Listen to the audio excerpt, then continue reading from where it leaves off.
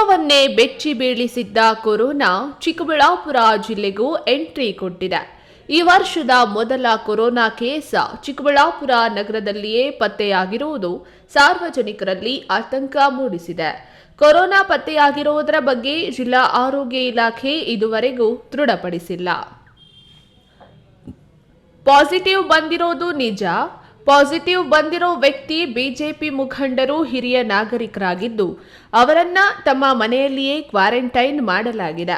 ಅವರ ಕಾಂಟ್ಯಾಕ್ಟ್ ಅಲ್ಲಿ ಇರೋರಿಗೂ ಟೆಸ್ಟ್ ಮಾಡಿಸಲು ಸೂಚಿಸಲಾಗಿದೆ. ಹಾಗಾಗಿ ನಗರದ ವಾಸಿಗಳು ಎಚ್ಚರಿಕೆಯಿಂದ ಇರಬೇಕು. ಈಗಾಗಲೇ ಜಿಲ್ಲಾಡಳಿತ ಹಾಗೂ ಆರೋಗ್ಯ ಇಲಾಖೆ ಸೂಚಿಸಿರುವ ಗೈಡ್ಲೈನ್ಸ್ ಫಾಲೋ ಮಾಡಬೇಕು.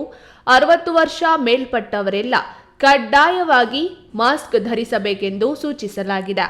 ಕೆಎಸ್ ನಾರಾಯಣಸ್ವಾಮಿ, ಈ ನ್ಯೂಸ್ ಟಿವಿ, ಚಿಕ್ಕಬಳ್ಳಾಪುರ.